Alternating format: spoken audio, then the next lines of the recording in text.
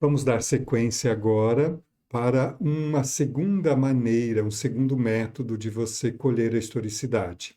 Tanto você pode passar essas instruções de escrita como sugestão para que o seu partilhante escreva, ou então você pode segurar isso com você e no decorrer do processo você ir perguntando sobre essas fases da vida do teu partilhante.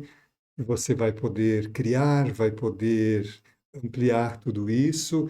Eu aqui fiz uma subdivisão por faixas etárias. A gente vai começar pela gestação, pela infância até os 10 anos, e aí você que vai perceber como é que você vai proceder com o teu partilhante.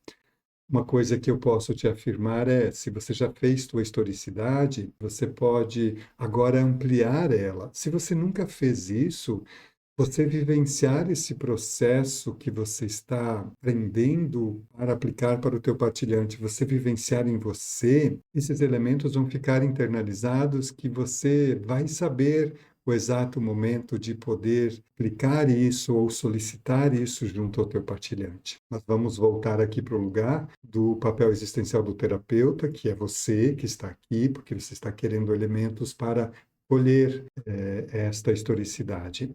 Então vamos partir aqui da gestação. Essa gestação, ela inclui muitas perguntas. Você pode perguntar ou então fornecer para ele este pequeno roteiro, onde as perguntas serão: descreva o que você sabe, fale o que você sabe sobre a sua gestação. Ela foi planejada? Houve complicações? Como era o ambiente familiar naquele contexto? Imagine aqui que é o partilhante que está se fazendo essas perguntas e buscando. Para este partilhante, quando a mãe dele descobre que está grávida, esta mãe, ela vivia uma relação com o pai desta criança, viviam juntos, ela é uma mãe solteira, como foi esse descobrir deste momento? Como era a situação financeira, o contexto social, como era a questão dos seus familiares como um sistema, como foi acolhido isso, que momento da vida esta mãe estava passando, que mundo emocional esta mãe vivenciava naquele momento. São perguntas que você, no lugar do partilhante, não saiba, mas pode investigar isso. E como que você vai saber isso, né? Se você tem sua mãe ainda presente aqui, seu pai, ou se você não teve pai, se você teve um cuidador, parentes, tios, se você teve irmãos, eu não sei que contexto o partilhante está incluído, mas fazer essa investigação de buscar em algum momento, se a mãe ainda estiver por aqui, perguntar, mãe, como que era, como que foi? Eu vou te dizer que dependendo da tua faixa etária, hoje a faixa etária desse partilhante, talvez essa mãe, esse pai, esses cuidadores não gostem de falar nisso, mas ir investigando, ir buscando, ir coletando. Sempre o partilhante precisa coletar isso, e é bom que você, como terapeuta, o instrui, não como uma forma de ele fazer uma planilha dos erros da mãe, do que a mãe fez ou não fez, mas com sutileza ele iniciar esse processo de investigação, pois esse contexto todo em que ele foi gerado no ventre desta mãe, ele influencia, sim, ele fala da história desse partilhante. E você, como terapeuta dele, pode ampliar as perguntas, pode auxiliar a fazer essa investigação de uma forma, não como uma planilha de dores, uma planilha de buscar os erros da mãe ou coisas assim, mas como ir olhando no tempo dele, do jeitinho dele, ir buscando isso, pois isso é honroso, faz parte da história do partilhante. E caso ele não tenha mais a mãe presente, ou então ele foi dado para doação, o que esses pais adotivos sabem da história dessa gestação? E aqui se desdobram muitas possibilidades. O importante é entender que tem como buscar essas informações. O teu partilhante, ele pode abrir caminhos e saber por onde ir investigar e buscar elementos da própria história dele. E aí, saindo deste período da gestação, poderíamos perguntar: o que você me traria sobre o seu período de infância? Desde que você nasceu, como eram os relacionamentos familiares? Como era a sua relação com o seu pai ou cuidador, com a sua mãe? Tinha irmãos? Como era a relação com esses irmãos? Havia proximidade? Qual era a configuração desse sistema familiar que o partilhante chegou? Quais eram os conflitos? Quais eram as conexões emocionais? Havia distanciamento, proximidade? Quem era a sua figura de referência? Era o pai, era a mãe, era um tio, era um vô? É a questão aqui de se perguntar nessa infância este aspecto da vida que eram os relacionamentos. Uma criança que está se estruturando, ela, 2, 3 anos, ela ainda não tem um ego estruturado, ela não sabe elaborar. Então, o que ela recebeu da vida, dessas relações que ela tinha, desses cuidadores, muito, muito importante e fundamenta uma base das coisas, das crenças que ela recebeu, dos padrões, das coisas que ela teve que lidar e não sabia elaborar, pois era tão criança, das coisas que ela internalizou, positivas e negativas. E aí, nesse período da infância, não tem só as relações familiares, mas também tem as relações com os amigos, como que era isso, como era a experiência escolar deste partilhante, como foi ele ir para a escola, como foi a adaptação na escola, tinha facilidade para aprender, o que ele lembra dessa época, de como ele se sentia, encontrou dificuldades de socialização, ou para ele socializar era algo comum, natural, como era esta criança que estava crescendo, estava na infância, como ela se relacionava com tudo isso, com o mundo lá fora e com o mundo lá dentro do sistema familiar dela, como ela se sentia, se ela podia se expressar tanto lá no sistema familiar ou lá fora, se era o sistema familiar dela era um sistema onde ela não tinha muito espaço para ser quem ela começava a ser e ela precisou se recolher na própria espontaneidade e ela meio que ficou meio invisível, ou então ela recebia incentivo, ela era apoiada, ela era vista, ela era valorizada, ela se sentia segura, e são tantas as perguntas que podem entrar durante esse período da infância, tantos elementos. Quais foram as grandes conquistas de uma criança de até 10 anos? Ela participava, gostava da questão dos esportes? Essa criança, ela fez amigos? E observe que essas perguntas dessa faixa podem se repetir para todas as outras faixas, com a inclusão de alguns detalhes que são próprios de cada idade.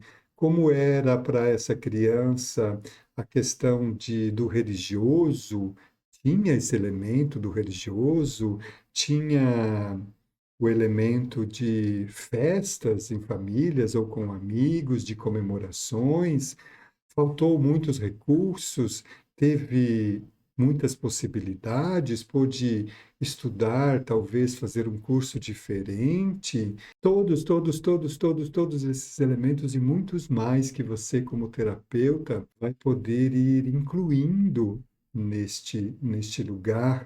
Será que essa criança, nesta primeira infância, era alguém que era cobrada por um alto desempenho na escola? Talvez por isso hoje esse adulto ainda se cobra um desempenho e tem um perfeccionismo exagerado? Será que essa criança, ela meio que ficou invisível, então ela tinha medo de desagradar e aí ela se torna alguém que tem que ser também muito perfeita para agradar o tempo todo, ou então era um ambiente mais hostil, que ela não sentia segurança em lugar nenhum, e ela começou a se isolar dentro dela, e hoje é alguém que busca muito conhecimento, muita coisa, porque ali é um lugar seguro para ela, ou então essa criança foi criada num ambiente que ela pôde ser muito, muito, muito feliz, e por outro lado, hoje, quando ela tem algumas circunstâncias de dor, ela acredita que ela tem que ser feliz o tempo todo e não sabe lidar com isso. Uma criança que precisou ser forte por coisas que aconteceram nessa primeira infância, e até hoje ela acredita que ela não pode fragilizar, então ela não consegue se conectar com os sentimentos dela, e ela precisa ser forte, senão ela não sabe lidar, então ela tem que ser forte o tempo todo, ou perfeita o tempo todo, ou não pode desagradar, ou então ela foi crescendo num lugar onde que criou alguma regra que ela não podia desarmonizar nada, porque ela tinha que manter essa harmonização. Observe que são muitos os elementos que entram aí e que, ao descobrir na historicidade, é um elemento que vai levando ao outro, que vai fazendo essas costuras, porque hoje esse partilhante adulto, ele está agindo talvez de uma forma diferente, mas que o que motiva ainda são aquelas regras internas, aquelas coisas que, daqueles medos, do desamparo, do medo de não ser amado, de desagradar, na base desses comportamentos hoje. Olha só a importância de ter a historicidade e colher esses elementos. Vamos passar aqui para a segunda sugestão de faixa etária, que seria a pré-adolescência, dos 10 aos 14 anos. Nem sei se está aos 14, porque muitos dizem 18, enfim. Mas vamos seguir por aqui. Agora, imaginando que o teu partilhante tenha de 10 a 14 anos, e aí entram mudanças físicas, como o teu partilhante lidou com as transformações corporais nessa época, se ele se sentiu confortável ou desconfortável com o próprio corpo, o que representava o corpo para este pré-adolescente, porque às vezes, se é uma família muito religiosa, em alguns aspectos rígidos, o corpo parece que é algo que precisa ser boicotado.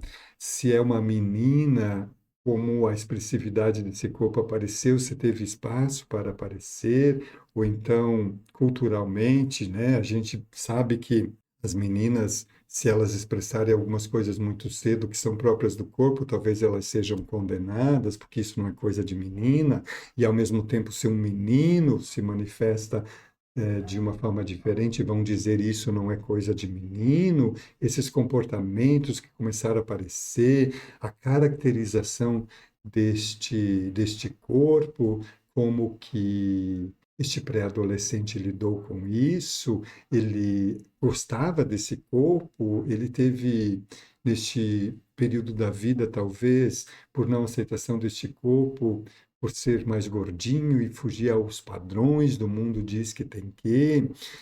Como era essa dinâmica? Ele era alguém que praticava esportes, alguém que era magro, como ele olhava para si mesmo diante do espelho e que estima ele tinha sobre esta imagem deste corpo, como foi acontecendo desde o momento que surgiram os pelos pubianos, como o corpo foi se transformando numa menina ao aparecimento dos seios, como foi se deparar com esse momento do desejo da sexualidade, do desejo de querer se envolver com alguém, de dar o primeiro beijo, de talvez lidar com uma possível fantasia de como será uma experiência sexual. Houve na fase anterior a tudo isso alguma forma de experiência abusiva que mexe neste território da apreciação do próprio corpo ou nesse contexto da sexualidade? Observe o quanto nesta faixa de idade, dessas transformações físicas, quantas coisas novas aparecem para este pré-adolescente. E agora, saindo desta parte física, dessas mudanças, como continuou o relacionamento familiar? A relação com os seus pais mudaram? Houve mais conflitos ou aproximações? Você tinha irmãos, como eles influenciaram neste pré-adolescente? Geralmente, nessa época da vida, começa a ser uma necessidade maior de poder ser diferente um pouco daquilo que os pais esperavam que fosse, e aí para isso precisa se rebelar, e aí os pais muitas vezes não entendem e dizem: Meu Deus, aquela criança era tão calma e tranquila, quando agora chegou num momento que ela está transformada, e os pais não sabendo lidar com isso, essa rebeldia da criança às vezes soa como um problema que, e hoje vão para um aspecto da tipologia, das patologias, está cheio de diagnóstico, tem diagnóstico para mil coisas e de repente vão amortecer um pré-adolescente porque simplesmente ele não é mais aquele menininho ou menininha tão tranquilinha que era, porque agora nessa fase da pré-adolescência é um momento que emergem coisas novas, que é um vulcão que começa a entrar em erupção. O que tudo isso interferiu nesse sistema familiar aonde este pré-adolescente se desenvolveu, como foram esses conflitos, e se esse pré-adolescente teve força para fazer as suas reivindicações, ou ele simplesmente se acomodou e continuou ali porque ele não tinha força, porque fora era muito forte, fora o sistema, esses cuidadores, as regras daquele sistema familiar.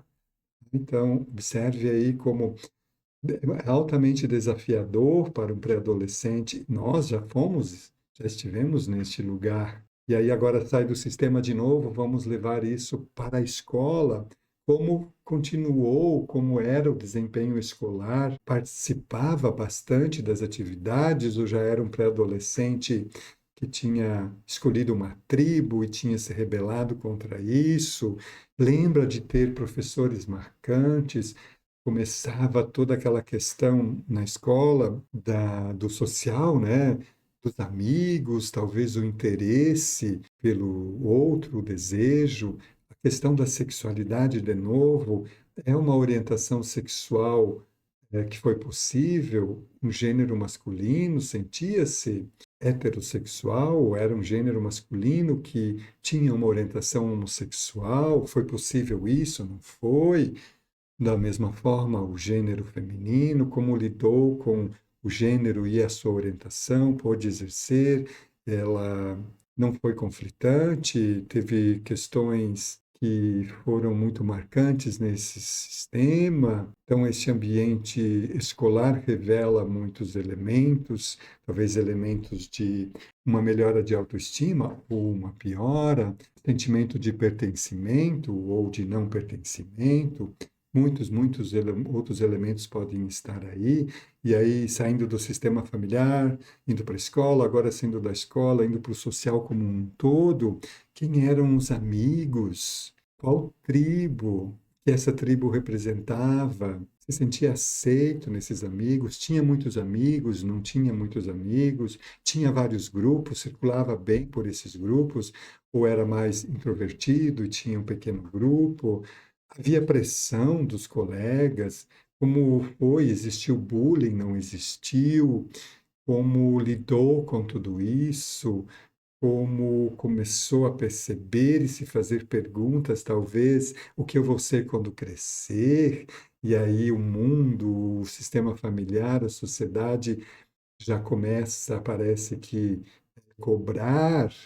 Eu estou me direcionando daqui a pouco, eu vou para um lugar que eu tenho que escolher uma profissão, tem essas coisas de decidir o que eu vou fazer quando ficar adulto, e eu apenas tenho nem 14 anos, e o cérebro que, segundo a ciência, nem fechou ainda, vai fechar lá com os 25 anos, biologicamente, já uma série de cobranças quais são os medos desse partilhante nessa faixa etária. Eu fiz um trabalho com alunos nessa faixa etária e quando falamos sobre o medo, o maior medo deles era perder alguém que eles amavam, veja aí, os pais ou cuidadores, por mais que nessa época eles precisavam se rebelar um pouco com esses pais e cuidadores, mas o maior medo era perder essa base, e o segundo maior medo era não dar conta do que está para vir, da profissão, não dar conta do início, talvez, da sexualidade, de conquistar. Será que eu vou ter alguém? Será que eu não vou ter? Será que eu vou ser rejeitado? Como eu me sinto? Será que eu me sinto um patinho feio, um cisne? Esse é um momento da faixa etária assim muito, muito, muito intenso, muito cheio de temores e ao mesmo tempo liberdade para viver grandes aventuras. Como foi essa capacidade criativa neste momento? Né?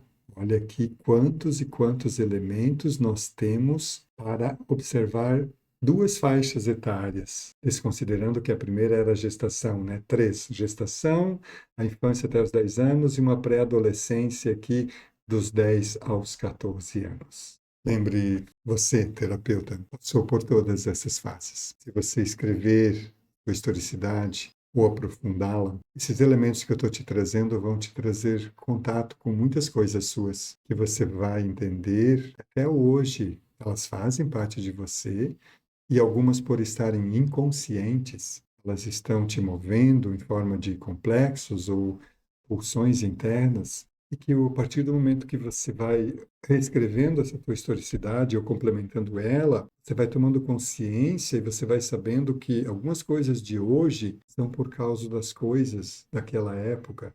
E entender isso é ficar consciente disso e integrar isso e saber em alguns momentos agora desse lugar nosso de adultos que tocam nesses lugares e aí a gente já estando consciente a gente pode lidar com esses medos, lidar com essas assombrações internas nossas. A historicidade é altamente reveladora, ela dá trabalho para fazer e às vezes temos medo, mas não imagino o quanto isso traz para nós elementos tão clarificantes da nossa realidade de hoje.